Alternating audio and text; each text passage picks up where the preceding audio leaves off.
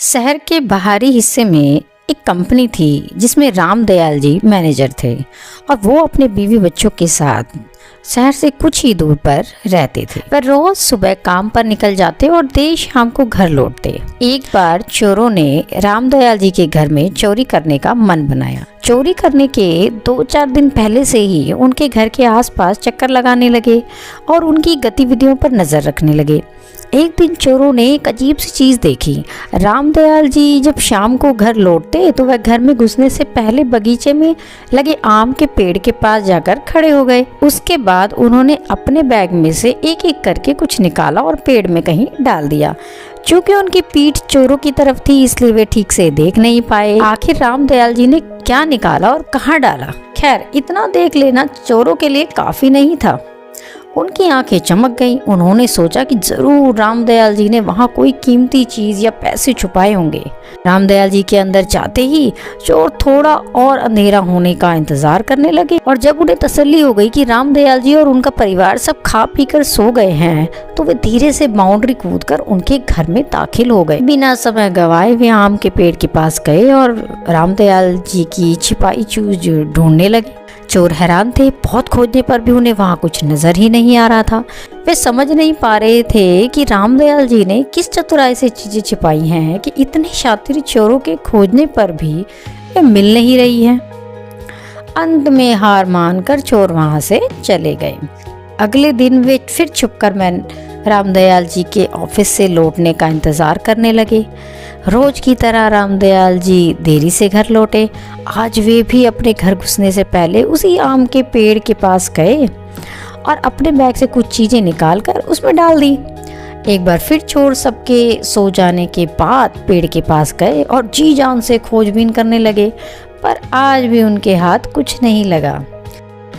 अब चोरों को कीमती सामान से अधिक ये जानने की जिज्ञासा होने लगी कि आखिर वो रामदयाल जी किस तरह से चीजों को छुपाते हैं कि लाख ढूंढने पर भी वो मिलती नहीं। अपनी इस जिज्ञासा को शांत करने के लिए संडे की सुबह शरीफों की तरह तैयार होकर रामदयाल जी से मिलने पहुंच गए। चोर का लीडर बोला, सर देखिए, बुरा मत मानिएगा, दरअसल हम लोग चोर हैं। हम लोग कई दिन से आपके मकान में चोरी करने का प्लान बना रहे थे, लेकिन जब एक दिन हमने देखा कि आप ऑफिस से लौटकर आम के पेड़ में कुछ छुपा रहे हैं तो हमें लगा कि बस काम हो गया। हम आराम से आपकी छुपाई चीज़ लेकर गायब हो जाएंगे और चोरी का माल आपस में बांट लेंगे। पर पिछली 2 रात हम सोए नहीं और सारी कोशिशें करके देख ली कि वो चीज़ें हमें मिल जाएं, पर अब हम हार मान चुके हैं। कृपया बताइए, हमें इस पेड़ का रहस्य बताइए। उनकी बात सुनकर रामदयाल जी जोर से हंसे और बोले, अरे भाई, मैं वहाँ कुछ नहीं छिपाता। फिर आप रोज शाम को बैग से निकाल कर वहाँ क्या डालते हैं? लीडर ने आश्चर्य से पूछा। रामदयाल जी गंभीर होते हुए बोले, मैं एक प्राइवेट जॉब में हूँ, वो भी सेल्स की। मेरा काम में इतना प्रेशर होता है, इतनी स्ट्रेस होती है कि तुम लोग उसका अंदाज़ा भी नहीं लगा सकते। और रोज़ किसी नाराज़ कस्टमर के ताने सहने पड़ते हैं। रोज़ सेल्स टारगेट को लेकर बॉस क्लास लगाता है। रोज़ ऑफिस पॉलिटिक्स के कारण दिमाग खराब होता है। मैं नहीं चाहता कि इन सब नेगेटिव बातों का असर मेरे प्यारे बच्चों और मेरे परिवार पर पड़े। इसलिए जब मैं शाम को इन तमाम चीज़ों को लेकर लौटता हूँ तो घर में घुसने से पहले मैं इन्हें एक एक करके इस आम के पेड़ पर टांग जाता हूँ। और कमाल की बात यह है कि जब मैं अगली सुबह इन चीज़ों को पेड़ से उठाने आता हूँ तो आधी तो पहले ही गायब हो चुकी होती है, यानी मैं उन्हें भूल चुका होता हूँ और जो बचती हैं उन्हें अपने साथ लेता जाता हूँ। चोर अब पेड़ का रहस्य समझ चुके थे। वे चोरी में तो कामयाब नहीं हुए, लेकिन आज एक बड़ी सीख लेकर घर लौट गए। तो दोस्तों, न जाने क्यों इंसान अपनी लाइफ को खुद ही टफ बनाता जा रहा है।